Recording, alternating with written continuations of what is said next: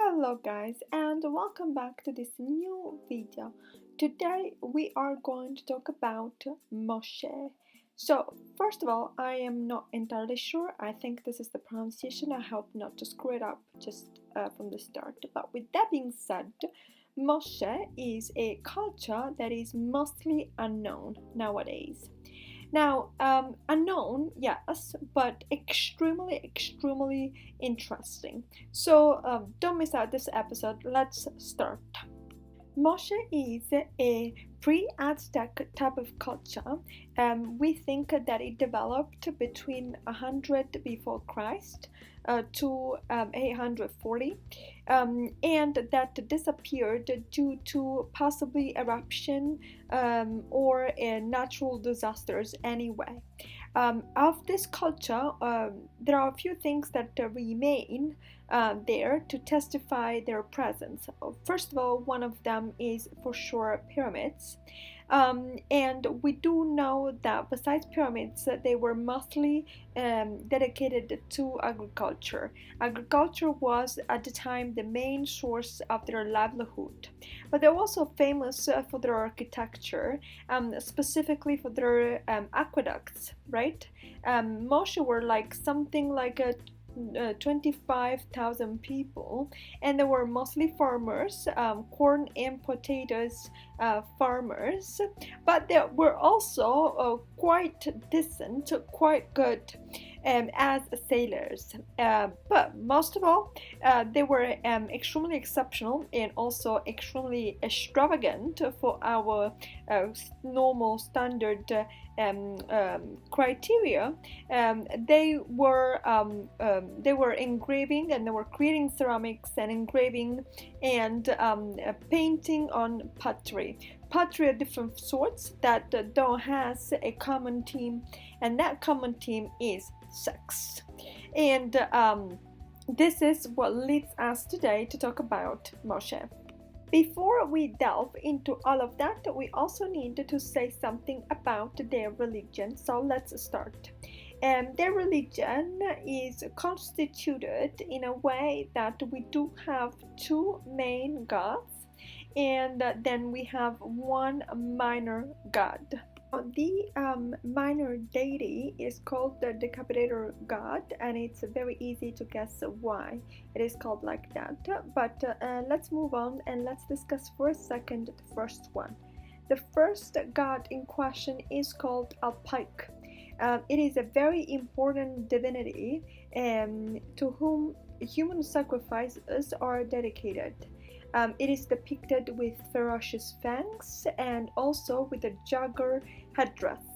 And when we talk about human sacrifices, it is important to specify that those were not just sacrifices of prisoners of war, but also Moche citizens were sacrificed in honor to Alpike in order to appease the god. He was responsible or considered responsible for natural disasters, so it was extremely important that the god was happy at all times, so to speak, right? And that is why in ceramics and in pottery of sorts, we do have a constant representation of torture and human sacrifices. There were also, exactly for these reasons, priests. Priests were also women, and so here we are trying to imply that there was some sort of equality between the sexes, at least for what concerned this aspect of their life. And anyway, priests would drink the blood of their victims, and so from that kind of standpoint, there isn't much of a difference between Moche and Aztec. They're all very well known for their brutality. There was also a second deity that was considered by some even more important than Alpike. The second deity's name is Sea, and it is considered to be responsible for regulating daily activities, right? So not only the cycles of time, like seasons, but also everything that concerned agriculture. So it was considered to be extremely important. The third divinity is the so-called decapitator god. Now, it is easy to understand why he would be called that way, and the reason is that actually they have found at the foot of the pyramids about 40 bodies, right? And it has been seen that those bodies had fractures and mutilations of sorts. The bodies belonged to males that researchers, archaeologists do believe were sacrificed to this divinity. Now, this is a culture where, and we said this at the beginning, where sex is extremely celebrated. So, to understand why and how, we have to go to the Archaeological Museum of Lima in Peru. There is a section that is completely dedicated to the more erotic part of their potteries and ceramics. That consists of pots, jugs, different tools for drinking and eating that they were using, and there is a common theme there. There is all the representations that are present that we can see. All of those, we would not hesitate them to call them pornographic, borderline with disturbing, right? Because those represent scenes of orgies, but also sodomy, but also group masturbations. There's also sex on skeletons, and so on and so forth. So there are a bunch of different pictures. But this is for us a good reminder that we should not and cannot judge a culture just for what is our standpoint, our morality, our perspective on things. And things actually may also look one way, but they might reveal to be something else, like in this case. Indeed, according to the archaeologists and researchers from the University of Oregon in particular, the representation of sex was not done and should not be conceived from an erotic standpoint, but in a completely different, completely almost opposite sense. The representation of penetration between male and female is very sporadic. Likewise, the so-called phallus erectus, so basically the erection, is also very rare, which in turn implies that we do need a different sort of explanation for so much of sex being represented on pots, jugs, and all the ceramics that we can retrieve from this culture.